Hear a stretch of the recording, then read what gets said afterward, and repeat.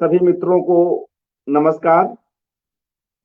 जैसा कि आप सभी जानते हैं, इन दिनों हम लोग मशहूर पटकथा, संवाद लेखक, कहानीकार और नाटककार जावेद सिद्दीकी जी पर एकाग्र कर रहे हैं।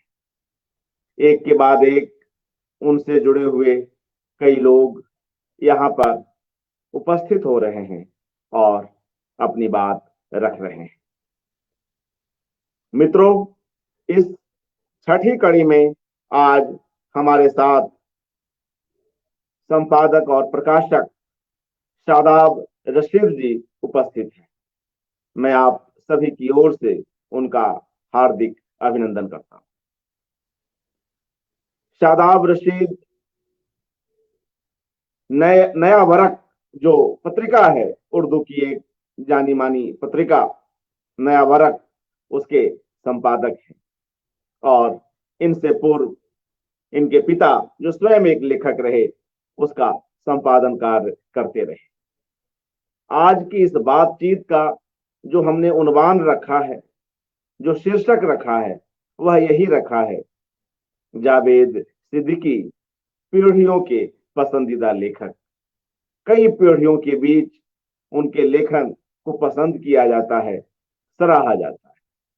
तो आज इन सब पर बातचीत होगी, उनके खाकों पर, उनके पर्सनल स्केचेस पर, रोशनदान और लंगर खाना में संकलित विभिन्न रेखाचित्रों पर और मुट्ठी भर कहानियां जिनमें उनकी कई प्रसिद्ध कहानियां संकलित हैं, उन कहानियों पर चर्चा होगी।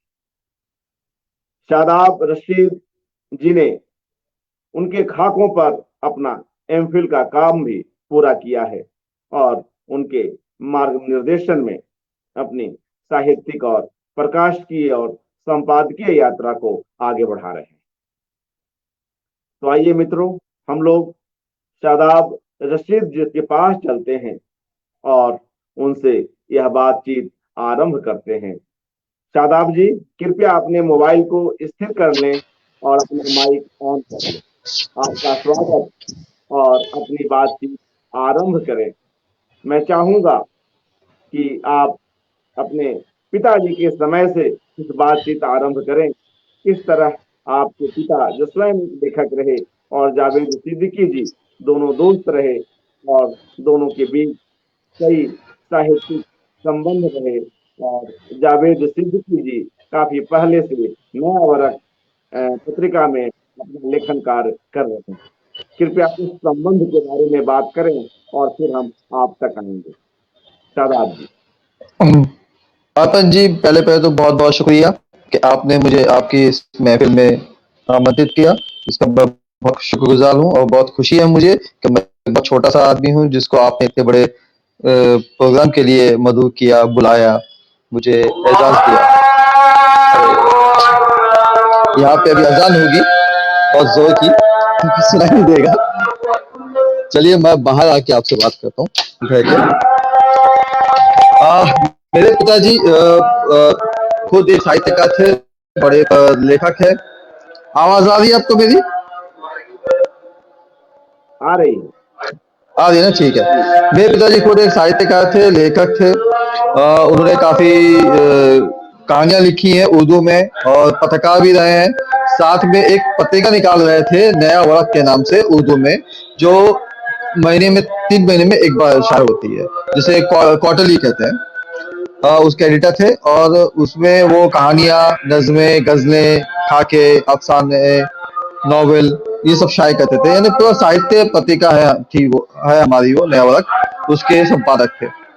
जावेद सिद्दीकी ने जब पहली बार खाका लिखा और मेरे वालिद साहब को भेजा पढ़ने के लिए, तो वो उन्होंने रात में जब उसे पढ़ा तो रात में 2 बजे उनको फोन किया जावेद साहब को पढ़ते ही कि जावेद साहब ये आपने क्या लिख दिया है, ये तो बहुत गजब की चीज है और इसे मैं नया में शाये करने जा रहा हूँ।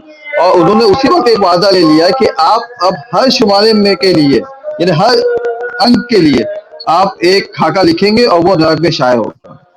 तो उनकी कही हुई बात आज उनके देहांत के बाद, उनका देहांत 2011 में हो गया मेरे वालिद साहब का, उसके बाद से मैंने इसके संपादन करने लगा हूं, मैं इसका संपादक मैं हूं और मैं निकाल रहा हूं। और उसके बाद से ये जो सिलसिला चला है जावेद साहब के खाके लिखने का, वो तब से छप रहा है और अभी तक शाये हो रहा है। न कि हर पत्रिका में तकरीबन लगभग हर अंक में उनका खाके या उनकी कोई कहानी जरूर शाये होती है। वालिद साहब से उनकी बहुत अच्छी दोस्ती थी। जावेद साहब ने अभी हाल ही में अभी एक नया खाका मेरे वालिद साहब पर भी लिखा है, जो उनकी नई किताब में शाये होने वाला है बहुत जल्द। तो उनकी बहुत अच्छी दोस्ती रही है, जो अगर आप जब खाका शाये होगा तो आपको उससे पता चल जाएगा। हालांकि बहुत ज्यादा मुलाकातें नहीं हो सकी, बहुत आखिरी वक्त में जावेद साहब और मेरे वालिद साहब करीब आए थे, लेकिन एक जो राइटर्स का रिश्ता होता है आपस में, लिखने वाले और पढ़ने वाले का, वो बहुत पहले बन चुका था। और उसका जो सबूत है वो है नया वर्क। और उसके बाद जो 2 किताबें हुई हैं, और मुझे ये एजाज हासिल है या मुझे कि ये खुशकिस्मती है मेरी कि जावेद साहब की 3 किताबें अभी तक आई हैं और वो तीनों किताबें मैंने शाये की अपने पब्लिकेशन हाउस से। मेरा एक छोटा सा पब्लिकेशन हाउस है किताबदार के नाम से, उसी किताबदार से मैंने इनकी तीनों किताबें शाये की हैं। अपन जी। जी, मैं अनुरोध करूंगा मोबाइल को कहीं टिका लीजिए ताकि हाँ, वो थोड़ा मोबाइल अजान हिले नहीं। अजान नहीं, अजान हो रही थी इसलिए यहाँ पे मैं बाहर आ गया था। अब मैं अपनी जगह पे वापस जा रहा हूँ। और मोबाइल को टिका दें, उससे अच्छी क्वालिटी जी, आएगी। वहाँ पढ़ो, वहाँ पढ़ो। ये टिका लीजिए, फिर मैं आपको लाता हूँ हाँ, स्क्रीन पर। जी जी जी, अब नहीं हिलेगा, अब नहीं हिलेगा। हम्म, मित्रों, जैसा कि शादाब रशीद अपनी बात रख रहे हैं कि किस तरह जावेद सिद्दीकी जी के 2 पर्सनल स्केचेज अब तक उनके प्रकाशन गृह से प्रकाशित हुए, और तीसरी किताब के रूप में उनकी कहानियों का संग्रह है जिसका नाम है मुट्ठी भर कहानियां। हम इन तीनों किताबों पर चर्चा करेंगे, मगर उसके पहले हम शादाब रशीद जी के पास यह जानने के लिए चलते हैं कि वे अपना एमफिल जावेद सिद्दीकी जी के खाकों पर करते हैं, उनके रेखा चित्रों पर करते हैं। तो यह विचार कहाँ से आया शादाब जी कि आप उनके खाकों पर एमफिल करें? अपन जी, ये बड़ा अच्छा सवाल किया आपने कि ये मैंने एमफिल करने का इरादा क्यों किया जावेद साहब के खाकों पर। जावेद साहब, जैसे मैंने पहले कहा, वालिद साहब के दोस्त है और उनसे एक रिश्ता रहा। उसके बाद उनकी सरपरस्ती यानी मुझ पे रही, और मैं उनके यानी एक तरह से वो मेरे आइडल आइडल आप कह सकते हैं। मैं भी थोड़ा बहुत राइटिंग करता हूँ, तो उनसे लिखना सीख रहा हूँ। तो जब उनकी 2 किताबें शाये मैंने की और जब छाप दी, तो उसके बाद मैं एमफिल करने गया। एमफिल मैंने ऐसी शौकिया किया है, मैंने कोई किसी उसके लिए नहीं कि मैंने एमए कर लिया, बहुत लेट किया और उसके बाद एमफिल भी किया। तो उसके बाद मैंने जब एमफिल के लिए टॉपिक चुनना होता था, तो जो 2 किताबें मैंने शाये की थी, तो मैंने कहा कि जावेद सिद्दीकी की किताबें मैंने छापी है, मैंने ही कंपोज़ की है, तो मेरे लिए एक बहुत अच्छा था। और ये जो एक खाके है, ये एक बिल्कुल अलग तरह के खाके थे। उर्दू में बहुत खाके लिखे गए, जिसे स्केचेस, पेन स्केचेस या ऐसे कुछ कहते हैं शायद मेरे ख्याल से अंग्रेजी में। उर्दू में ये एक अलग ही सिन्फ है, एक अलग ही इसका श्रेणी में आता है ये खाके। तो इसके पहले बहुत बड़े-बड़े राइटरों ने लिखा है खाके, ऐसा नहीं है कि जावेद साहब ने पहली बार लिखा है। इसके पहले बहुत बड़े खाके लिखे गए। रशीद अहमद सिद्दीकी है, शाहिद अहमद दहलवी है, हाल ही में मुश्तबा हुसैन है, मुश्ताक अहमद यूसुफी है। इन लोगों ने बहुत अच्छे-अच्छे खाके लिखे। लेकिन कहीं न कहीं इनके इन लोगों के जाने के बाद या इन लोगों की एक उम्र होने के बाद, इसके बाद कोई नया लिखने वाला नहीं आया। जब अचानक रोशनदान पहली बार छपी, तो जावेद सिद्दीकी ने इस श्रेणी का, इस सिन्फ का रिवाइवल किया एक हद तक, यानी इसको दोबारा से जिंदा किया। और जब रोशनदान मार्केट में आई है, लोगों ने जब हाथों हाथ लिया, उसको जब पढ़ा, तो पढ़ने के बाद उसको लगा कि यार ये तो एक बिल्कुल नई दुनिया जावेद साहब ने हमारे सामने दिखा दी, हमें पेश कर दी। और हम खुद उस खाकों में जीने लगे, जिस शख्सियत के खाके, जिनके बारे में वो लिख रहे थे, वो हमें जीते जागते हमारे सामने नजर आने लगे थे। तो मैं खुद इससे बहुत मुतासिर था। इसलिए मुझे ऐसा लगा, कहीं न कहीं लगा कि मुझे इस पे काम करना चाहिए और इनको इस पे काम होना ज़रूरी है। तो इसलिए मैंने इसका चुनाव किया कि मैं इसे क्यों ना इस पे एमफिल करूँ। जी। तापस जी। हाँ, और उसमें जावेद सिद्दीकी जी कई महत्वपूर्ण शख्सियतों का चित्रण करते हैं। जी। आपको कलन में जो खाके खास तौर से प्रिय है उसके बारे में बताएं। जो खाके जो आवाज मेरी आ रही होगी, हाँ, अपने को आप अनम्यूट कर लें, अपना माइक ऑन कर लें। हाँ, बोलिए, बोलिए, बोलिए। मैं कह रहा हूं कि उस संग्रह में, रोशनदान में जो पर्सनल स्केचेज हैं अलग अलग फिर लोगों पर, जावेद जी ने अपनी हुँ, लेखनी चलाई है। हुँ। आपको कौन कौन एक खास तौर से प्रिय है? तकरीबन इसमें चुनना बहुत मुश्किल है। इसका एक किसी एक खाक को चुनना मेरे लिए तो बहुत ही मुश्किल है, क्योंकि मैं उनके तकरीबन सारे खाकों का फैन हूँ। लेकिन अगर आप फिर भी कहेंगे कि आप कौन सा एक खाका जो है बहुत मुतासिर किया, जिसने बहुत आपको इम्प्रेस किया, तो मेरे ख्याल से सबसे अच्छा खाका उसके अंदर हजियानी है। सबसे अच्छा, यानी अच्छे सब है, लेकिन हजियानी का जो खाका था, मैं समझता हूँ वो बेहतरीन खाका था। हजियानी कोई बहुत मशहूर औरत नहीं थी, एक लेडी थी इनके यहाँ, उम्र वाली 60 65 साल साल औरत, जो इनके घर में एक नौकरानी थी, काम करती थी। उसका नाम रसूलन बी शायद नाम था उसका। रसूलन बी नहीं, शायद नाम भूल रहा हूँ मैं, माफ कीजिएगा। लेकिन उसका नाम भी पड़ गया था हजियानी। वो हज पे जाने वाली थी, लेकिन लोग जा नहीं पाई किसी वजह से। लेकिन लोगों को लगा कि वो हज करके आ चुकी है, और जब कोई हज करके आ जाता है, इस्लामिक जो तीर्थ स्थान है जो, तो उसको उसके साथ नाम के साथ लग जाता है। आदमी के लिए हाजी लगता है और औरत के लिए हजियानी लगता है। तो लोगों ने उसको हजियानी कहकर बुलाना शुरू कर दिया। तो उस हजियानी का जो कैरेक्टर था, वो इतना इतना इंटरेस्टिंग कैरेक्टर जावेद साहब ने लिखा है। और उस अपनी हवेली का, उस जमाने का जो जिक्र किया है जावेद साहब ने अपने खाके में, अपने बचपन से लेके, बचपन उनके पूरा बचपन का ही वाकया है उसके अंदर, कि कैसे वो अ, उस हवेली में जिंदगी गुजार रहे थे अपनी दादी के साथ। और उनके साथ सिर्फ एक हजियानी ही बची थी। बाकी उन और उस इतनी बड़ी हवेली में कोई नहीं था, जहाँ जावेद साहब पूरे हवेली में दौड़ते फिरते थे।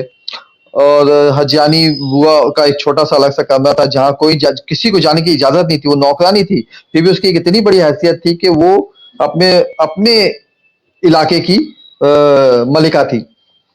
तो जो कैफियत, जो कैरेक्टर, जो स्केच जिस तरह से जावेद साहब ने हजियानी का खींचा है, और कैसे इनके जब हालात अच्छे नहीं थे, इनके पास पैसे नहीं थे, तो कैसे हजियानी जाके अपने बलबूते पे इनके लिए राशन पानी का इंतजाम करती है, वो सब पढ़ने लायक है। बहुत कमाल का खाका है वो।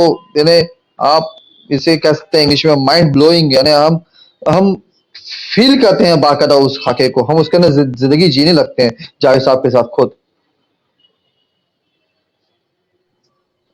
ऐसे ही हमारे कई साथियों के लिए, जो हमारे सामान्य साथी गण हैं, और उन सबके लिए मैं चाहूंगा कुछ और खाकों पर विस्तृत करें।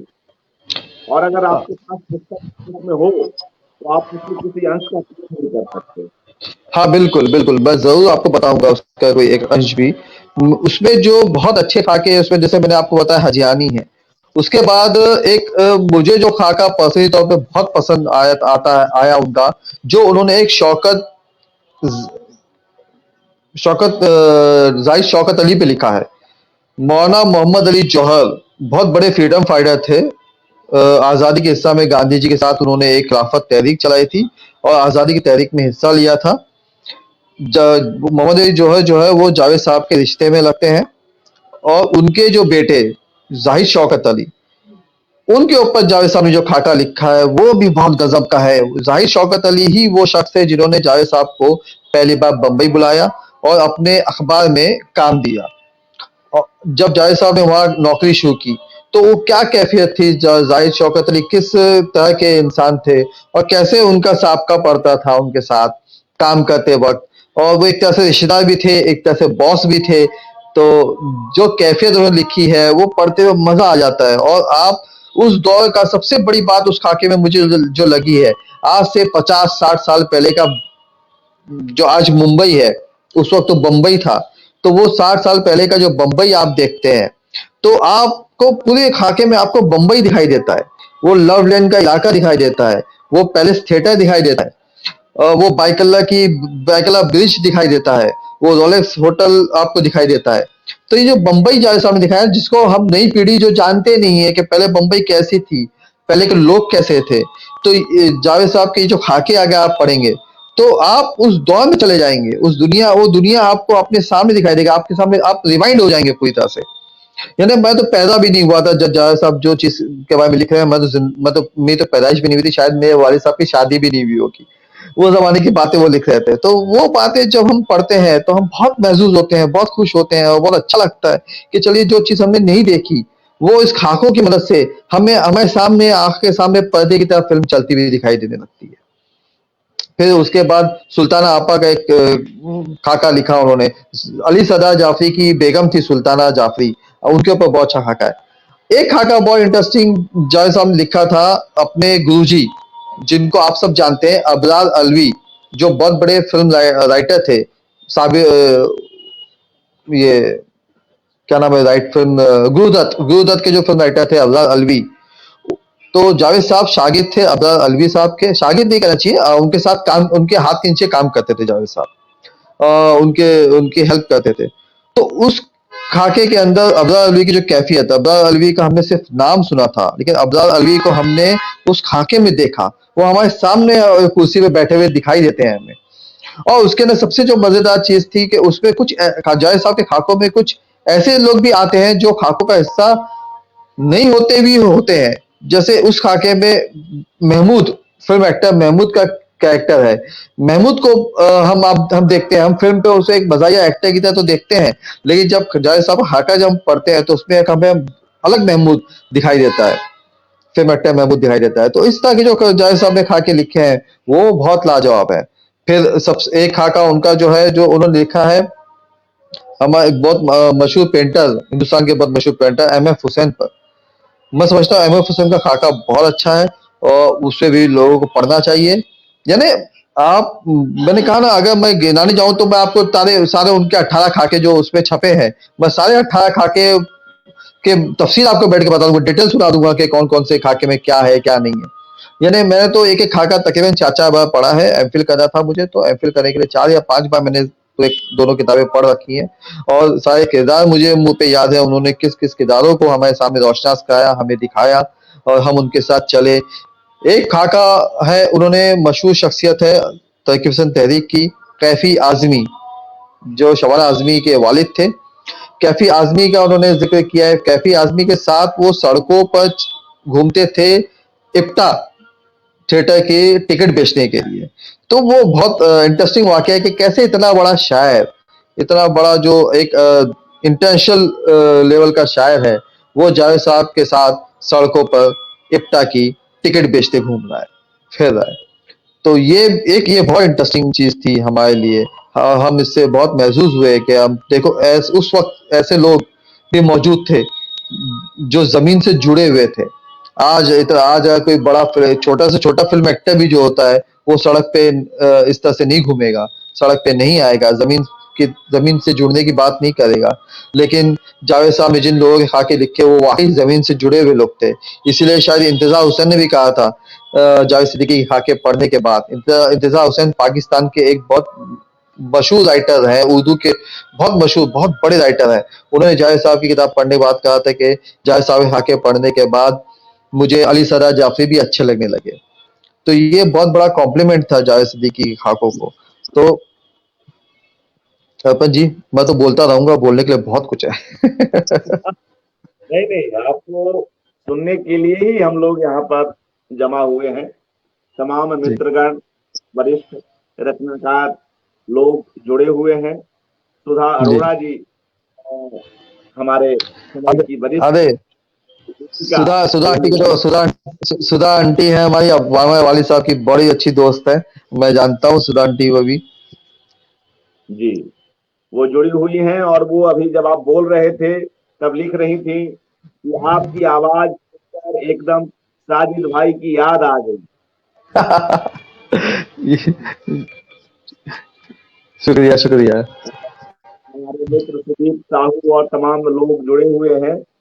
सुधा जी कह रही हैं कि किसी खाके को पढ़कर सुनाएं, कुछ हिस्से पढ़कर सुनाएं। हाँ तो एक आप मिनट तब तक एक मिनट मैं अभी रहेगा। आपको सुना देता हूँ, मैं अभी आपको सुना देता हूँ। मित्रों, जब तक हमारे मित्र आ जाएं, शादाब रशीद आ जाएं, तब तक कुछ और बातचीत कर लेते हैं। ये जिन खाकों की बात कर रहे हैं, जिन रेखा चित्रों की बात कर रहे हैं, उनमें जावेद सिद्दीकी जी ने अपने समय को बुना है, और जिन शख्सियतों के बारे में उन्होंने लिखा है, उनके साथ वे गहरे जुड़े रहे। विचार और इमोशन, संवेदना, दोनों ही स्तरों पर, जिनमें से कुछ एक की बात शादाब अभी कर भी रहे थे। किस तरह कैफी आजमी और जावेद सिद्दीकी और इफ्ता से जुड़े हुए कुछ अन्य लोग टिकट बेच रहे हैं।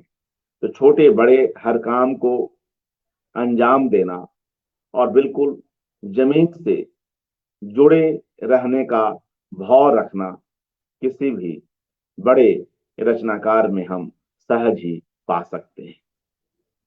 ऐसी कई और विशेषताएं हैं, मगर उसके पहले एक वीडियो फाइल मैं यहाँ आप सभी मित्रों के लिए रख रहा हूं, जिनमें यहाँ हुई किताबों की चर्चा को हम देख सकते हैं। ये मित्रों, जावेद सिद्दीकी जी की रचनाओं या उनके संकलनों के कवर पृष्ठ हैं। पहली ही किताब रोशनदान, जिनमें कई बड़े लोगों पर जो है वो रेखांकन पढ़े जा सकते हैं। यह किताब रोशनदान आप देख रहे हैं, और इसके बाद यह दूसरी किताब जो है वह लंगर खाना है। लंगर खाना भी उनके हाथों का ही संकलन है, और इसमें भी हम जो संकलन, इस संकलन में जो खाके हैं, उसके माध्यम से भी हम जावेद सिद्दीकी जी के समय को जान सकते हैं। और यह तीसरी किताब जावेद सिद्दीकी जी की मुट्ठी भर कहानियां। इसमें कई महत्वपूर्ण कहानियां संकलित हैं, और जिन्हें पढ़ना एक बेहद रोचक अनुभव से गुजरना है। और यह जो है मित्रों, यह नया वर्क पत्रिका का जावेद सिद्दीकी जी पर निकाला गया विशेषांक है।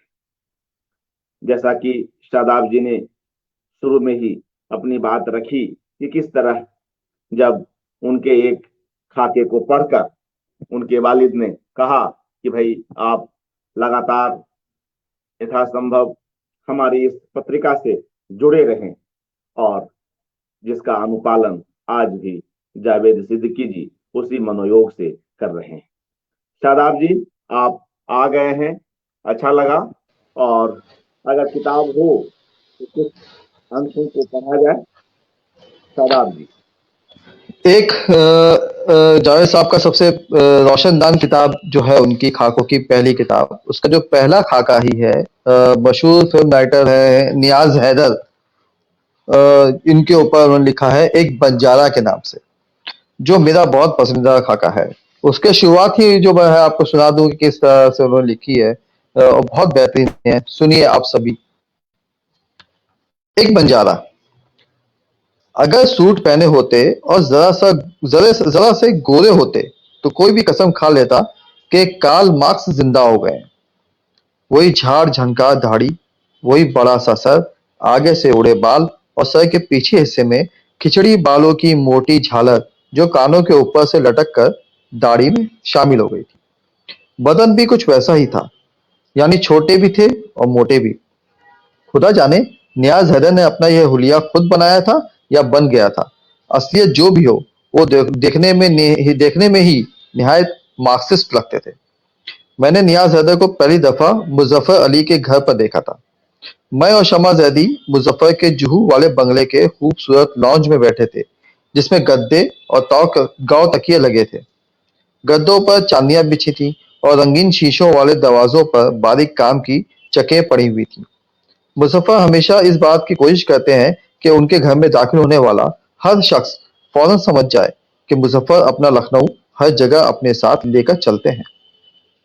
हमारी ये मुलाकातें तकरीबन रोज ही होती थी, क्योंकि उमराव जान की शूटिंग सर पे थी और स्क्रिप्ट के नोक पलक दुरुस्त किए जा रहे थे। अचानक सुभाषनी ने दरवाजे में से मुंह निकाला और ऐलान किया, बाबा आ रहे हैं।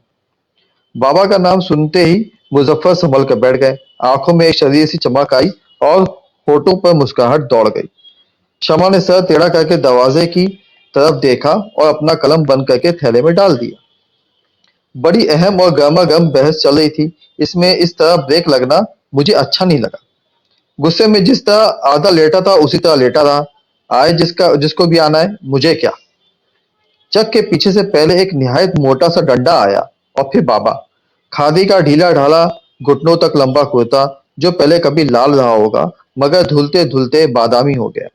बड़े पायचों का मैला सा पाजामा, कंधे पर खादी का झूला और मामूली सी 2 पट्टी वाली चप्पल। हुलिया वही था जो ऊपर बयान कर चुका हूँ। बाबा ने छोटी मोटी चमकती हुई आंखों से सबको देखा, गले से हंसी जैसी एक आवाज निकाली और बोले, आहा, शमा बीबी भी है। शमा ने अदब किया और कहा, ये जावेद हैं।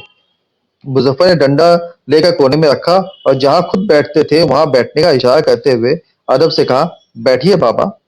बाबा ने एक निगाह जो बज़ाहिर निगाह से कम थी मेरी तरफ डाली, हल्के से सर हिलाया और गांव तकिए से इस तरह लगकर बैठ गए जैसे मजलिस पढ़ने वाले हों। सुभाषनी अंदर आ गई। क्या लेंगे बाबा? भाई हमारी माचिस खत्म हो गई है।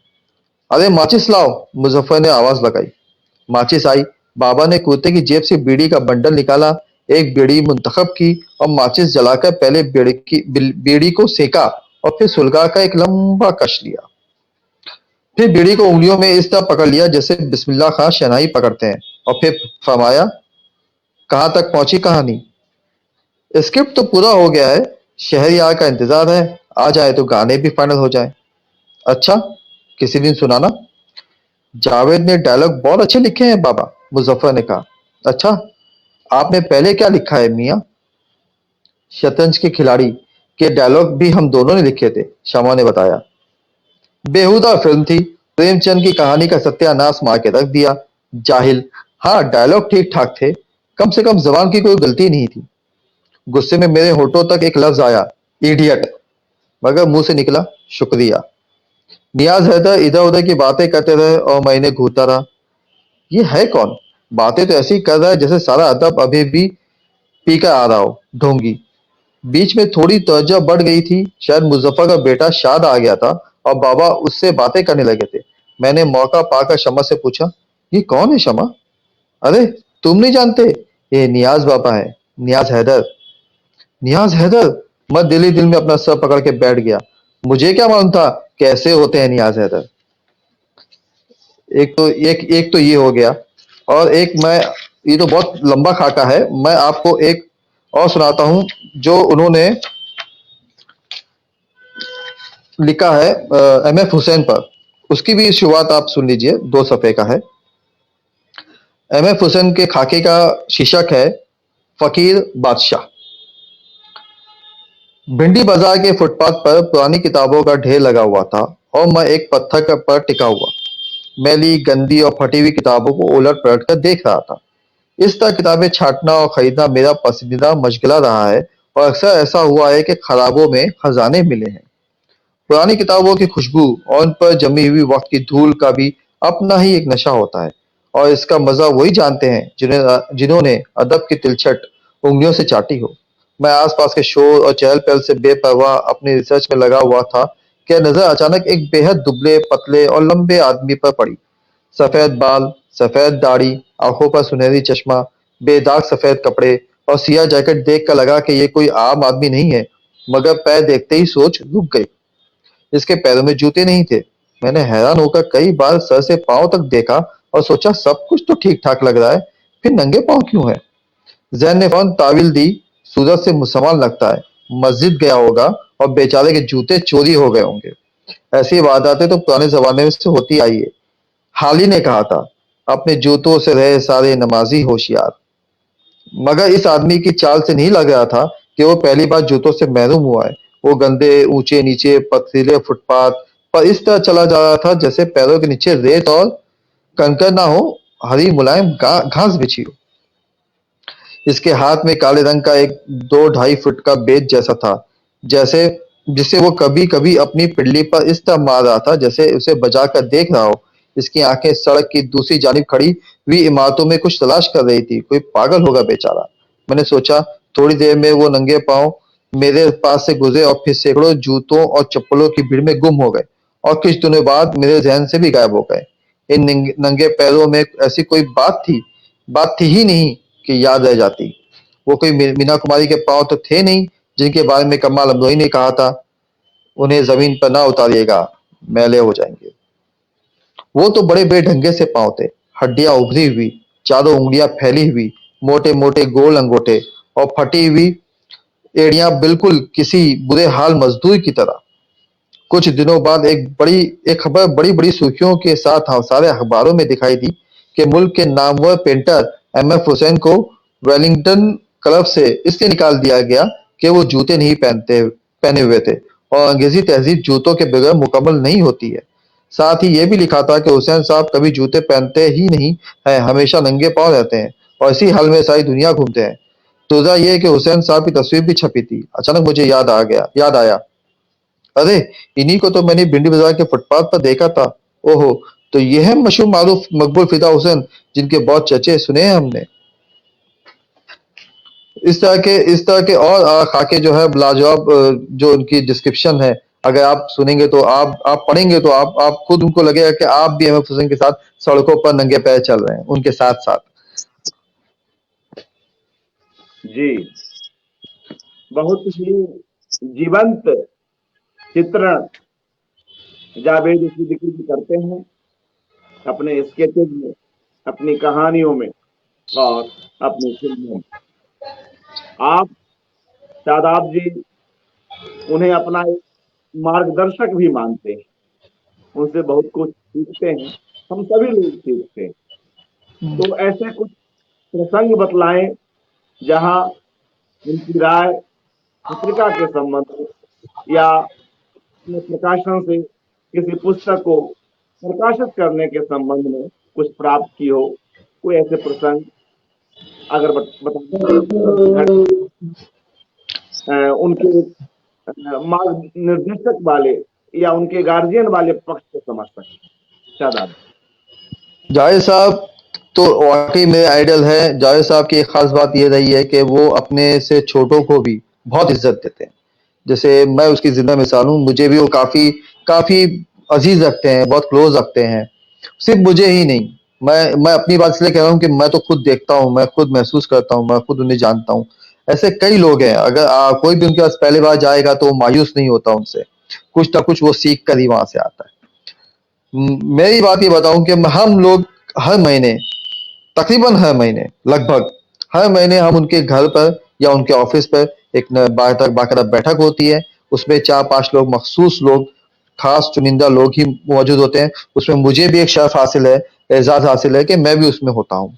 और हम लोग वहां पे अपनी अपनी लेखनी, जो नया हमने लिखा है, जो कुछ भी, जैसा भी, कच्चा पक्का, हम आपस में एक दूसरे को सुनाते हैं। और फिर उस पे वहां पे बैठे हुए सारे दिग्गज जो होते हैं वो उस पर अपनी अपनी राय देते हैं, अपने अपने विशेष टिप्पणी देते हैं, जिससे बड़ा मार्गदर्शन हासिल होता है। जावेद साहब की एक आदत ये है कि वो सबसे चुपचाप बैठ के, उनको देखने में तकलीफ होती है, वो सही से देख नहीं पाते हैं, लेकिन उनके कान बहुत तेज है। जब मैं कोई अपना अफसाना या अपनी कहानी पढ़ के उनको सुनाता हूँ तो ऐसा लगता नहीं है कि वो कहानी सुन रहे हैं। लेकिन जब वो अपनी राय देते हैं, तो एहसास होता है कि उन्होंने एक-एक लफ्ज़ सुना था, एक-एक लफ्ज़। वो बीच में कहीं टोक भी देते हैं कि जहाँ मियाँ तुमने जो ये लफ्ज़ इस्तेमाल यहाँ किया है, जो शब्द यहाँ आपने इसका उपयोग किया है, ये ठीक नहीं है, इसको बदल दो। तो वो मेरे लिए बड़ी बात होती है कि देखिए कितना गहराई से वो सुनते हैं पूरे-पूरे अफ़साने को। उनकी सुनने की क्षमता बहुत तेज़ है, बहुत तेज़ है। तो वो बहुत कमाल है। फिर जब सब अपनी राय दे देते हैं दिग्गज, तो जावेद साहब सबसे आखिर में अपनी राय देते हैं। ये उनका हमेशा की आदत है, वो सबसे आखिर में चुपचाप सुनते रहेंगे, सबकी बात सुनते हैं। फिर उनकी एक अच्छी आदत ये है कि आपने भले ही कैसा भी लिखा हो, खराब से खराब लिखा हो, जैसे मैं अपनी बात करता हूँ, अगर मैं कभी खराब से खराब भी लिखा रहता हूँ, तो पहले वो उसके अंदर कोई भी एक अच्छी बात जो खूबी अच्छी होती है ना, छोटी-सी अच्छी बात भी होगी ना, पहले वो उसकी तारीफ़ करते हैं और हमारा हौसला बढ़ाते हैं। उसके बाद फिर बाद में उस तहरीर की उस जो लेखन जो होगा, उसकी जो है ना कमज़ोरी, ख़ामी पे निशान लगाते हैं कि देखो मियाँ तुमने ये जो चीज़ है, ये यहाँ थोड़ा-सा खटक रही है, इसको बदलो, इसको कुछ और करो या इस तरह से करो। वो अपनी अपनी तरफ से सजेशन देते हैं कि इसको यूँ कर लो। तो वो मुझे काफ़ी मदद करता है, वो चीज़ मुझे कि हाँ, ठीक है, कि जो ये बता रहे हैं तो वो बिल्कुल सही बात है और वो चीज़ अच्छी लगती है कि हाँ, ये एक उन्होंने जो मार्गदर्शन दिया है, तो इसमें अगर मैं अपनी लेखनी में अगर सुधार कर सकूँ, तो वो लेखनी अच्छी हो जाएगी। तो ये एक जावेद साहब का बड़ा कमाल है और एक बड़ा जावेद साहब की एक बड़प्पन है कि वो जिस तरह से हमारा मार्गदर्शन करते हैं। उसके बाद एक चीज़ और अच्छी होती है कि उस सबसे आखिर में जावेद साहब का खाका जो नया खाका या जो नई कहानी वो लिखते हैं, वो सुनी जाती है। जैसा कि मैंने अभी कहा कि जावेद साहब को देखने का मसला है, उनको ग्लाइकोमा है, वो देख नहीं सकते सही तरह से, बहुत कम देख पाते हैं। तो उनके मुझे इस बात का एहसास हासिल है कि मैं ही उनका जो खाका हो या जो कहानी हो, सबसे पहले पढ़ने का शर्फ जो हासिल है वो मुझे है।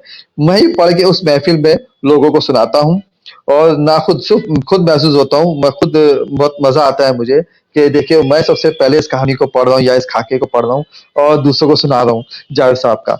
जैसे अभी मैं आपको एक बात बताऊँ कि अभी हाल ही में 20-25 दिन पहले ही हमारी एक बैठक हुई थी, जहाँ पे जावेद साहब ने अपना ताज़ा खाका जो सुनाया था और आपको जानकर बहुत खुशी होगी कि जावेद साहब ने वो खाका दिलीप कुमार पर लिखा है और उसका नाम उन्होंने रखा है साहिब। और ये एक बहुत खुशी की बात है और हमने वो खाका पढ़ा, बहुत तवील खाका लिखा था और जम कर लिखा है जावेद साहब ने और इतना मज़ा आया वो पढ़ने में और सुनाने में मुझे कि आप यकीन नहीं कर सकते। जी, बिल्कुल।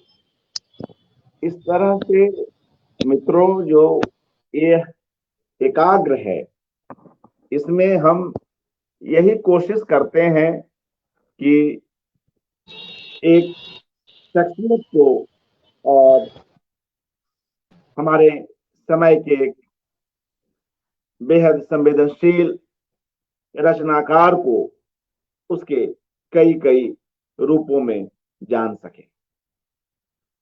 रोशनदान जो खाका है उनका, वह वर्ष 2011 में प्रकाशित हुआ और भारत समेत पाकिस्तान में और अन्यत्र कई जगहों पर इसकी काफी चर्चा रही। इसी तरह लंगर खाना खाका का संकलन 2015 में प्रकाशित हुआ। लंगर खाना भी उनके स्केचेस का एक कलेक्शन है। तो इस संग्रह के बारे में कुछ बताएं और यह रोशनदान से आपको किन रूपों में भिन्न लगता है, इस पर कुछ अपनी राय रखें। शादाब। मुख्तलिफ तो नहीं है, अलग तो विभिन्न तो नहीं है, दोनों ही उनके इस जावेद साहब की एक अच्छी बात ये है कि जावेद साहब ने सिर्फ और सिर्फ बड़े बड़े लोगों पर खाके नहीं लिखे। उन्होंने एक बहुत मामूली लोगों पे भी खाके लिखे हैं। जैसे मैंने आपको बताया मेरा पसंदीदा खाका जो है हजियानी। हजियानी मैंने कहा एक नौकरानी पे खाका लिखा हुआ है। इसी तरह वो एक मम्मा और बजिया नाम से उनका एक खाका है जो उनके 2 ऐसे रिश्तेदारों पर कहानी है खाका है जो बहुत मशहूर मारूफ नहीं है, बहुत आम से लोग हैं और जो मम्मा है वो अपाहिज है, दिन भर खटिया पे बैठे रहती थी। लेकिन उस औरत ने अपनी ज़िंदगी कैसे जी, ये उसका कमाल था। तो मम्मा बजिया खाका पढ़ते हुए भी आप बहुत महज़ूज़ होंगे। इस तरह उन्होंने जो उसका जो तरतीब रखी है, जो उसका सीक्वेंस रखा हुआ है, तो उन्होंने पहले एक मशहूर पर्सनैलिटी को रखा है, नियाज हैदर या और अबरा अलवी जैसे लोगों को। तो उसके बाद उन्होंने एक शख्सियत ऐसी रखी है जो गैर मारूफ जिसे कहते हैं उर्दू में, जो बहुत मशहूर ना हो, जिसको कोई नहीं जानता, जिसपे उन्होंने जावेद साहब ने खाका लिखा है। तो उस तरह की शख्सियत पर खाका लिखा है। तो जावेद साहब की जो ये खासियत जो है ना, ये बहुत इंपॉर्टेंट है, क्योंकि खाके लोग हमेशा सोचते हैं कि हाँ, वेल नोन आदमी पे ही खाका लिख रहा है तो बहुत बड़ा आदमी होगा, बहुत बड़े लोगों पर लिखा होगा, लेकिन नहीं, जावेद साहब ने इस बात की अहमियत नहीं रखी कि मैं सिर्फ बड़े लोगों पर लिखूंगा। उन्होंने छोटे छोटे मामूली लोगों को भी लिखा। लंगर खाना मैं समझता हूँ उसमें जावेद साहब ने कम खाके लिए हैं बनिस्बत रोशनदान से। रोशनदान में 10 थे, लंगर खाना में 8 खाके हैं, लेकिन वो उसमें भी वो खाके बहुत दमदार है। जैसे सत्यजीत रे वाला खाका भी जो है वो लंगर खाना में शामिल है। सत्यजीत रे पे आप पढ़ेंगे आप खाका तो इतना गजब का है कि सत्यजीत रे के बारे में हम सिर्फ जानते हैं कि भाई ऑस्कर अवार्ड विनर, हिंदुस्तान का पहला ऑस्कर अवार्ड विनर डायरेक्टर है सत्यजीत रे, लेकिन हम बहुत कुछ नहीं जानते सत्यजीत रे के बारे में। लेकिन जब हम जब जावेद साहब का खाका पढ़ते हैं तो सत्यजीत रे को भी हम मुंह में पेन पकड़े हुए अपने सामने बैठे हुए पाते हैं। तो ये बात, ये कमाल है जावेद सिद्दीकी का। तो ये जो है इस लंगर खाना भी अपने आप में एक अहम मजमुआ है। और अब जो तीसरा मजमुआ उनका आने वाला है बहुत जल्द, मैं समझता हूँ 2 महीने या 3 महीने में उनका तीसरा मजमुआ आ जाएगा। तो उसके अंदर जैसे मैंने बताया कि दिलीप कुमार पर जावेद साहब ने खाका लिखा है, तो वो बहुत इंपॉर्टेंट खाका है। तो इस तरह का यानी वो लिख रहे हैं जावेद साहब, और भी कई पर्सनालिटी ऐसी बाकी हैं, और मशहूर भी और जो मशहूर नहीं है वो भी, जिन पे जावेद साहब ने लिखा है और बहुत जम कर लिखा है। और पढ़ने आप पढ़ेंगे तो वाकई रोशनदान हिंदी में शाये हो चुका है, लंगर खाना भी बहुत जल्द हिंदी में आ जाएगा। तो जिन लोगों ने अगर उर्दू में नहीं पढ़ सकते, उर्दू लिपि जिनके लिए मुश्किल है, वो रोशनदान को हिंदी में पढ़ सकते हैं। और बहुत जल्द जब लंगर खाना भी आ जाएगा तो उन्हें वो भी पढ़ने के लिए मिल जाएगा। जी। और मित्रों, इसके बाद हम आते हैं उनके कहानी संग्रह पर, मुट्ठी भर कहानी संग्रह पर, जो शादाब की ही ओर से वर्ष 2020 में प्रकाशित हुआ यह संग्रह। तो बतौर प्रकाशक ही अपने अनुभव बतलाएं, इस कहानी संग्रह को लेकर भी इसकी भी काफी चर्चा हुई, देश में भी और देश से बाहर भी। इसी तरह के जो रेखा चित्रों के संकलनों पर भी बतौर प्रकाश के अनुभव आपके क्या रहे, इस पर भी कुछ बात करें। अर्पण जी, ऐसा है कि देखिए मैं बहुत बड़ा पब्लिशर नहीं हूँ। ये जावेद साहब का की बड़प्पन है कि उन्होंने मुझे अपना जो खाके का मजमुआ पहला रोशनदान, हालांकि वो पहले दिल्ली में छप चुका था, लेकिन छप के बहुत जल्दी खत्म हो गया। तो जब उसका सेकंड एडिशन लाना था, तो जावेद साहब ने कदम मुझ पे हुआ। जावेद साहब ने मुझसे कहा कि तुम पब्लिशिंग कर रहे हो। मैं छोटा मोटा पब्लिशन उस वक्त शुरू हुआ था, मैंने बहुत ज्यादा किताबें नहीं शाये की थी, पब्लिश नहीं की थी, बहुत ही चुनिंदा यानी गिन के कुछ किताबें मैंने प्रकाशित की थी। तो जावेद साहब ने बड़प्पन दिखाया और अपना मजमुआ रोशनदान का कहा कि सेकंड एडिशन तुम छापो इसे। और जावेद साहब ने उसे छपवाया मुझसे, उसको फाइनेंस भी किया। जावेद साहब ने मुझे हेल्प की कि मेरे पास उतना पैसा नहीं था छापने के लिए। जावेद साहब ने फाइनेंस में भी मेरी मदद की कि चलो ठीक है, पहली किताब है तुम्हारी, तो उसमें फाइनेंस में भी मदद की उन्होंने। और जब किताब छपी तो सेकंड एडिशन होने के बावजूद भी उस किताब की जो मांग रही, जो डिमांड रही, वो गजब की थी। तो उसके बाद तो, और जब आपके पब्लिकेशन से एक बड़े आदमी की, बड़े राइटर की जब किताब छपती है, तो वो आपके पब्लिशिंग का नाम भी बनता है। तो मुझे उसके उससे काफी मदद मिली उस किताब के छापने के बाद। तो जब दूसरा मजमुआ जब जावेद साहब का तैयार हो गया, तो दूसरे मजमुए के लिए भी मैंने कहा कि जावेद साहब आप इसे मुझे ही छापने दीजिए। और जावेद साहब ने वहां भी बड़ापन दिखाया और दूसरा मजमुआ भी मुझे दिया। और दोनों मजमुए इतनी तेजी से लोगों में फैले और लोगों ने इस पे बात की, चर्चा हुई इस पे, इन दोनों किताबों पे, कि खाके तो लोगों ने एकदम बहुत ज्यादा पसंद किए। अब तीसरी जो किताब उनकी आई कहानियों की, कहानियां उनकी कई कहानियां उनकी नया वाला जो मेरी पत्रिका है उसमें शाये हो चुकी थी, लोग पढ़ चुके थे और लोग पसंद कर रहे थे उनकी कहानियां भी। तो जब उनका मजमुआ आया तो लोग बहुत खुश हुए और बहुत महसूस हुए कि वाह, अब जो कहानियां वो न्यूयॉर्क में पढ़ चुके थे उसके अलावा भी कई कहानियां आप पढ़ने को मिल जाएंगी। तो इस तरह से 14 कहानियों का जो संग्रह है उनका, मुट्ठी भर कहानियां, वो प्रकाशित हुआ 2020 में। और आपको शायद पता नहीं हो या नहीं पता हो कि 2021 में इसी साल पाकिस्तान के आर्ट काउंसिल ऑफ पाकिस्तान ने भी उस मजमे को वहां पाकिस्तान से शाये कर दिया है, इसी कहानियों के संग्रह को। बिल्कुल। हाँ, तो ये एक बड़ा अचीवमेंट है कि जावेद साहब की किताबें जिस तरह से यहाँ छप रही है उस तरह से पाकिस्तान में भी छप रही हैं। और मैं कहीं ना कहीं अगर पहचाना जा रहा हूँ, मेरा पब्लिकेशन अगर पहचाना जा रहा है किताबदार के नाम से, तो उसमें कहीं ना कहीं जावेद साहब का इन किताबों का हाथ है कि वो उसकी वजह से मुझे शोहरत मिल रही है, लोग मुझे जान रहे हैं, लोग समझ रहे हैं कि अगर और किताबदार, अरे वो जिसने रोशनदान छापी है। तो जब ये कोई मुझसे कहता है तो मुझे बहुत खुशी होती है। जी बिल्कुल, निश्चय ही यह एक सुखद अनुभव है कि हम ऐसी किताबों को लोगों तक पहुंचाने का एक प्रयत्न थे। सुधा अरोड़ा जी लगातार इस कार्यक्रम से जुड़ी हुई हैं।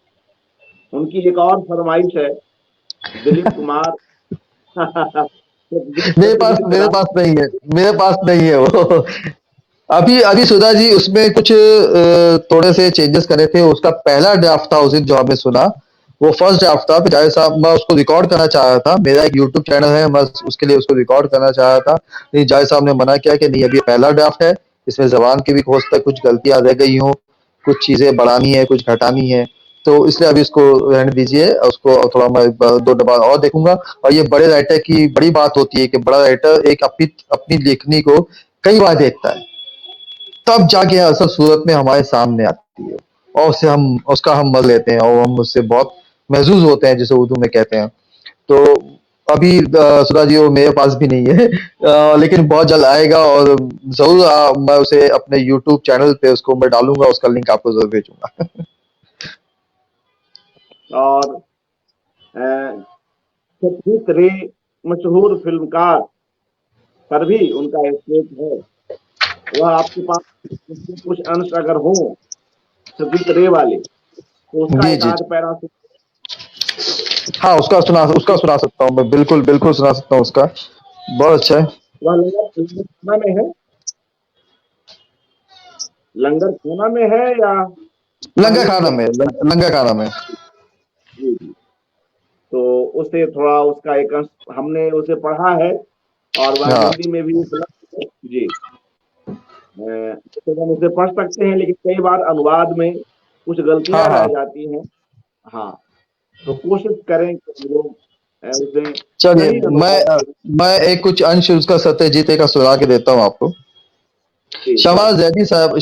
शमा जैदी साहिबा जो जावेद साहब की को राइटर हैं, तो मैं थोड़ा सा स्टार्ट का डिस्कशन देता हूँ, फिर आगे का जो खाका सुनाता हूँ कि सदर शमा जैदी साहब ने सत्यजीत रे के सामने जावेद सिद्दीकी का नाम रिकमेंड किया था कि आप इनसे डायलॉग लिखाइए। तो उन्होंने उनको टाइम दे दिया कि हाँ ठीक है, उन्हें आप बुला लीजिए। और जब शमा जैदी ने जब ये बात जावेद साहब को बताई तो उन्हें यकीन नहीं आया कि ये सच कह रही हैं। फिर भी वो जावेद साहब चले गए मिलने के लिए। अब उसके आगे का मैं बता रहा हूँ आपको। शमा ने 4 बजे का टाइम दिया था, मैं 3 ही बजे कोलाबा पहुंच गया। प्रेसिडेंट है, जहाँ प्रेसिडेंट है, प्रेसिडेंट होटल। देर तक लॉबी में घूमता रहा, जहाँ 4-5 दुकानें थी। जब फ्लोरिस्ट के हर फूल को दे चुका और कश्मीरी कालीनों के सारे डिजाइन याद हो गए, तो लॉबी फोन से नंबर डायल किया। दूसरी तरफ से एक खर्चदार मगर खुशगवार आवाज सुनाई दी, यस। मैंने अपना नाम भी बताया था कि आवाज आई, कम अप, और फोन बंद हो गया। सत्यजीत रे आलमी सिनेमा में बहुत ऊंचा मुकाम रखते थे, मगर वो खुद भी इतने ऊंचे होंगे मैंने कभी सोचा नहीं था। जब 6 फुट 4 इंच के रे साहब ने दरवाजा खोला, तो मेरा मुंह भी खुल गया और देर तक खुला रहा। वो एक शानदार शख्सियत के मालिक थे। लंबे थे मगर दुबले नहीं थे। सांवला रंग, वाह। कुशादा सांवला रंग, कुशादा पेशानी, सलीके से जमे हुए बाल, बड़ी बड़ी रोशन आंखें, ऊंची सतुआ नाक, मुस्कुराते हुए होंठ, थोड़ी जरा सा चौड़ी थी। कहा जाता है ऐसी थोड़ी वाले बहुत मेहनती और मुस्तकिल मिजाज होते हैं। मैंने आदाब बहुत किया। खूब। उन्होंने सर हिलाकर जवाब दिया और कुर्सी की तरफ इशारा किया। मैं उस कुर्सी के कोने पर टिक गया। वो बेड पर दीवार से पीठ लगाकर बैठे और अपनी चमकती आंखों से, जिनमें हल्की सी मुस्कुराहट भी थी, मुझे देखने लगे। चश्मे की डंडी उनके मुंह में थी, जिसे वो धीरे धीरे चबा रहे थे। वो तकरीबन 1 मिनट तक बिना कुछ बोले मेरा जायजा लेते रहे। फिर इंग्लिश में पूछा, मैंने सुना है तुम बहुत अच्छी कहानियां लिखते हो। मैंने अर्ज किया, कहानियां कम, कॉलम ज्यादा लिखे हैं। पता नहीं कैसा लिखता हूँ। आप कहें तो अपनी कोई तहरीर तर्जुमा करा लूं, आप देख लें। उनकी मुस्कुराहट कुछ ज्यादा फैल गई। बोले, कोई जरूरत नहीं, मैं तुम्हें देख सकता हूँ और इतना काफी है। ये कहकर उठे, तकिए पर रखा एक प्लास्टिक का फाइल उठाया और मेरी तरफ बढ़ाते हुए कहने लगे, ये मेरी फिल्म का स्क्रिप्ट है और तुम इसके डायलॉग लिख रहे हो। पता नहीं मुझे क्या हुआ, दिमाग कई हजार मील फी घंटा की रफ्तार से घूम गया। कुछ बोला ही नहीं गया। बड़ी मुश्किल से खुद को संभाला और हाथ में पकड़े फाइल पर नजर डाली तो सफेद प्लास्टिक में से मोटे मोटे सियाह हुरूफ दिखाई दिए, फॉर योर आईज ओनली। मगर आंखें थी कि बंद हुई जा रही थी। बड़ी मुश्किल से कहा, thank you sir, I am honoured sir. वो उठे और दरवाजा खोल दिया। मैं तेहरान फिल्म फेस्टिवल में जा रहा हूँ, वापसी पर तुम्हें फोन करूंगा। जी, मैंने कहा और स्क्रिप्ट छाती से लगाकर भाग खड़ा हुआ। जब होटल की लॉबी में पहुंचा तो होश जरा ठिकाने आए। ये हुआ क्या? मैं और डायलॉग, और वो भी सत्यजीत की फिल्म के। अरे बाप रे! तो ये उनकी पहले जो मीटिंग है उन्होंने उसका जिक्र किया था। और फिर कैसे उन्होंने किस तरह से आगे कहानी लिखी और किस तरह से उसकी शूटिंग हुई, वो कैसे शूटिंग का हिस्सा बने। सत्यजीत रे कैसे बारीक बारीक डिटेलिंग पे भी काम करते थे। सारी इस खाके में आपको पता चलेगा कि किस तरह शतरंज खिलाड़ी लिखते वक्त उनके क्या अनुभव होता है जावेद साहब का। वो आपको पढ़ के मजा आ जाएगा और ये वाकई बहुत लाजवाब खाका है। और सत्यजीत रे जो हमारे सामने जो जिस तरह से उनकी पर्सनैलिटी आती है हमारे सामने, हम महसूस होते हैं बहुत से। और कुल 3.5 मिनट की वह भेंट थी।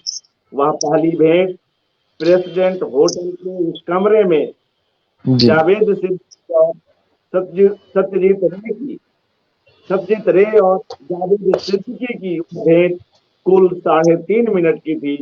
और हम्म। मित्रों, इस जावेद सिद्दीकी स्वीकारते हैं कि वे 3.5 मिनट कितने दशकों में बदल गए, कितने दशकों तक वे इस 3 मिनट का जो पारिश्रमिक है वे लेते रहे।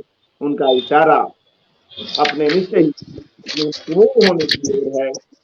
फिल्मों में और नाटकों में जो जिस तरह से उन्होंने काम किया उसकी ओर है। और बाद में वे डायलॉग डायरेक्टर के रूप में कलकत्ता भी जाते हैं और वहां के प्रवास की भी कुछ बातें हम लोग इस खाके में पढ़ सकते हैं। तो इस तरह से एक बेहद अच्छी बातचीत रही शादाब जी आपसे। और एक हम लोग इस कार्यक्रम एक के उत्तरार्ध में आ गए हैं, तो हम चाहेंगे कुछ और बातचीत कर लें शादाब जी से। हाँ, बताएं। अगर अगर आप कहें तो मैं एक खाके का अंश पढ़ के और सुनाना चाहता हूँ, अगर आप इजाजत स्वागत। दें तो। अबलाल अलवी जो जिनका खाका जावेद साहब ने गुरुजी के नाम से लिखा है, उसके दो पन्ने मैं आपको पढ़ के सुनाना चाहता हूँ। स्वागत। मोबाइल को महमूद। टिका, आपका मोबाइल हिलता है, उसको टिका लें। हाँ, टिकाने का मैं थोड़ा बहुत मुश्किल से बैठा हूँ। थोड़ा मजबूरी है। स्वागत स्वागत। लाइट का मसला है तो मुझे ऐसा पकड़ना ही पड़ रहा है। जी जी, ठीक है। महमूद फिल्म राइटर जो है उन्होंने पहली बार जावेद साहब को अबला अलवी के घर ले गए थे और पहली बार अबला अलवी को जावेद साहब ने अपने सामने रूबरू देखा। तो जो वाकया है वो बहुत इंटरेस्टिंग है, वो मैं आपको सुनाना चाह रहा हूँ। महमूद की वेलिएंट जानकी कुटीर में एक छोटे से बंगले के सामने जाकर ठहर गई, जो सब्ज बेलों से ढका हुआ था और जिसके लॉन पर बनी क्यारियां फूलों से भरी हुई थी। उतरो, महमूद ने कहा। मैंने सहम कर बाहर देखा। इस कॉलोनी की कच्ची रेतीली गली छलक रही थी और तेज बारिश का शोर बहरा किए दे रहा था। महमूद का ड्राइवर तेजी से उतरा। उसने छाता खोलकर महमूद पर तान दिया और खुद भीगता हुआ अपने मालिक को बंगले के अंदर ले जाने लगा। गाड़ी में 3 मुसाफिर और भी थे। महमूद का बेटा मसूद, जो पिकी कहलाता था, उनका चीफ असिस्टेंट पारेख और मैं। हमें लगा कि ड्राइवर वापस आएगा, मगर वो नहीं आया। तो हिम्मत बांधी और पानी में से झांकते हुए पत्थरों और ईंटों पर पांव रखते, हाथों से सर को बचाते बंगले की तरफ दौड़ लगा दी। मगर फिर भी बरामदे तक पहुंचते पहुंचते काफी भीग गए। इस बरामदे में जो लकड़ी के सुतूनों पर टिका हुआ था और जिसके हर सतून पर बड़े पत्तों वाली बेलें बल खा रही थी, कोई भी नहीं था। पिकी ने बरामदे के कोने की तरफ इशारा किया जहां एक दरवाजा दिखाई दे रहा था। हम तीनों उस कमरे में घुस गए। दरवाजे के पास ही एक बड़ी सी मेज थी जिसके पीछे एक घूमने वाली कुर्सी पर अबरार साहब तशरीफ रखते थे। चेहरा और सर बालों से खाली, छोटी छोटी आंखें जिससे थकान और बेजारी झलक रही थी, मोटी सी नाक, मोटे मोटे होठ और फूले हुए गाल, सांवला रंग और भारी बदन पर सिल्क का कुर्ता और लुंगी। पहली नजर में वो कोई ऐसा पहलवान नजर आते थे जो बरसों पहले अखाड़े को खुदा हाफिज कह चुका हो। फिल्मी इस्लाम में वो कोई रिटायर्ड फाइट मास्टर दिखाई देते थे। इनकी शख्सियत में ऐसी कोई अदा नहीं थी जिससे शक भी हो सके कि वो राइटर हैं, बल्कि बड़े राइटर हैं। उन्होंने सर टेढ़ा करके हम तीनों पर एक नजर डाली, मगर इस नजर में मोहब्बत, मुरव्वत और खुशी जैसी कोई बात नहीं थी, और फिर अपने फाइल की वह गर्दानी में मसरूफ हो गए। मेज के पास रखी कुर्सी पर भाईजान कब्जा कर चुके थे। दो कुर्सियां और थी जिन पर पिक्की और पारिक बैठ गए। ये कमरा शायद अब्दाल साहब का दफ्तर भी था और ख्वाबगह भी, क्योंकि आईना लगी हुई एक बड़ी सी अलमारी और एक डबल बेड भी वहां के मुख्तसर सा सामान का हिस्सा थे। मेरे हिस्से में पलंग का एक कोना आया और मैं इस पर इस तरह बैठ गया जैसे नया मुजिम अदालत में बैठता है। अब्दाल साहब ने स्क्रिप्ट सुनाना शुरू किया और मैंने पहलू बदलना शुरू कर दिया। वजह स्क्रिप्ट नहीं थी, बल्कि वो बज्जात एसी था जो बिल्कुल मेरे सामने लगा हुआ था। मेरी मामूली सी सूती कमीज जो भीगी हुई थी, एसी की तेज बर्फीली हवा को रोकने की कोशिश इस तरह कर रही थी जिस तरह गरीब आदमी महंगाई को रोकने की कोशिश करता है और नाकाम होता है।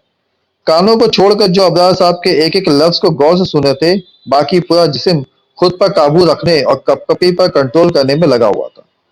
अब्दाल साहब जिस तरह स्क्रिप्ट सुनाते थे, इस तरह शायद ही कोई और सुना सके। ऐसा लगता था जैसे हर किरदार जिंदा हो गया हो। हद यह है कि जब वो अपनी भारी खर्चदार आवाज में किसी औरत के डायलॉग भी सुनाते थे, तो अजनबियत का एहसास नहीं होता था। जहन और समाज दोनों इसे कबूल कर लिया करते थे। मुख्तसर ये कि अब्दाल साहब ने समा बांधा, सुनने वाले आशश कर उठे, मगर अब्दाल साहब को तशफ़ी नहीं हुई। उन्होंने बारी बारी सबकी राय पूछी और सबने वही कहा जो उन्हें कहना चाहिए था। उन्होंने मेरी तरफ देखा और पूछा, आपको कैसा लगा?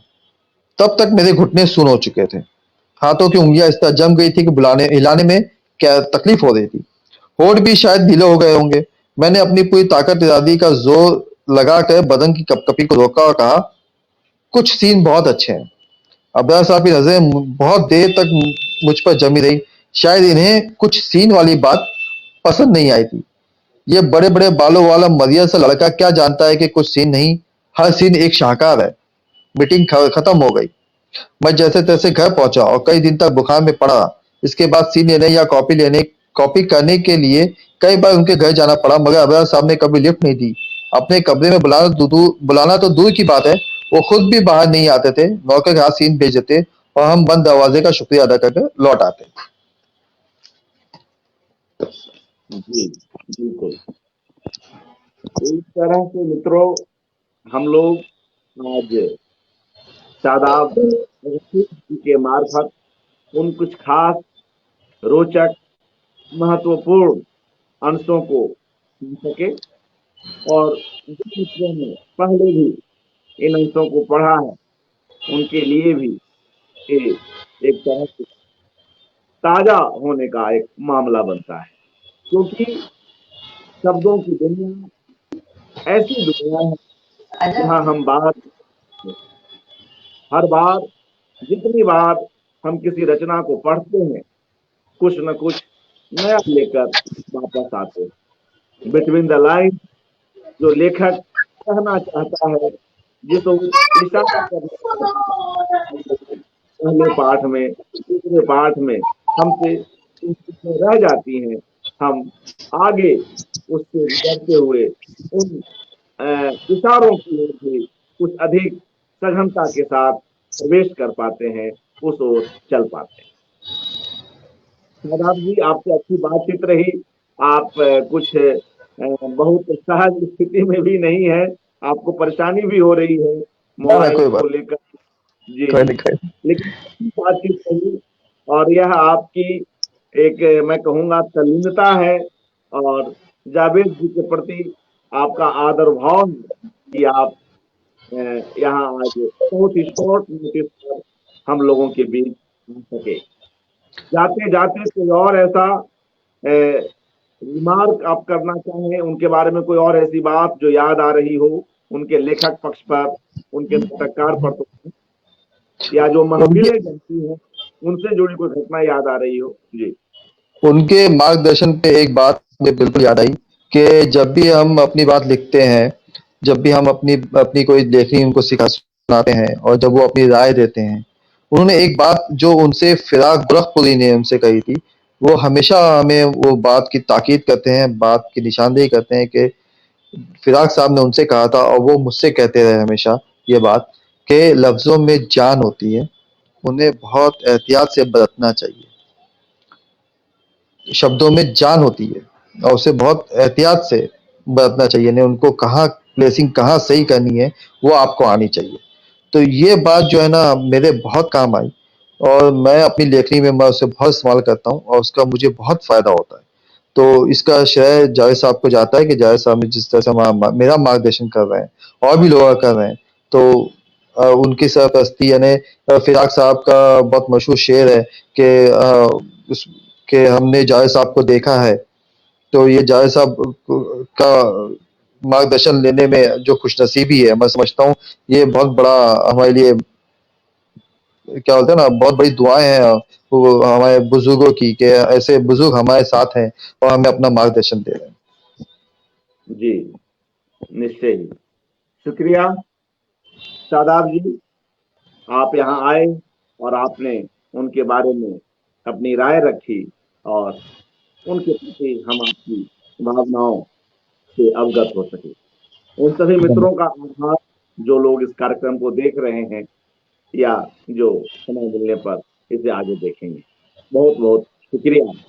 और शुक्रिया, मित्रों, बहुत बहुत शुक्रिया। सिद्ध और यह एकाग्र जारी है और कल भी हम कुछ नई शख्सियतों के साथ उपस्थित होंगे और हम अपने प्रिय रचनाकार के कुछ और रोचक पक्षों को जान सकेंगे। हर शख्सियत के साथ किसी शख्सियत के अपने कई रंग होते हैं, तो उद्देश्य यह है, जैसे हर नाटक, कल हमारे सलीम आरिफ जी कह रहे थे, हर नाटक अलग जगह पर जाकर नए दर्शकों के बीच नया हो जाता है, उसी तरह से हर शख्सियत एक दूसरी शख्सियत के साथ कुछ दूसरे रंग खुलता है और वह शख्सियत जब आकर अपनी बात कहती है तो हम कुछ और नए नई कुछ खुशबुओं के साथ उस बातचीत का स्वागत करते हैं, उन शब्दों का आनंद लेते हैं। ऐसे में हम कल कुछ दूसरे मेहमानों के साथ पुनः उपस्थित होंगे और जावेद सिद्दीकी के कुछ अन्य पक्षों की ओर यात्रा करेंगे, उस ओर आगे बढ़ेंगे। बहुत बहुत शुक्रिया शादाब रशीद जी। बहुत शुक्रिया, धन्यवाद। बहुत शुक्रिया, बहुत शुक्रिया।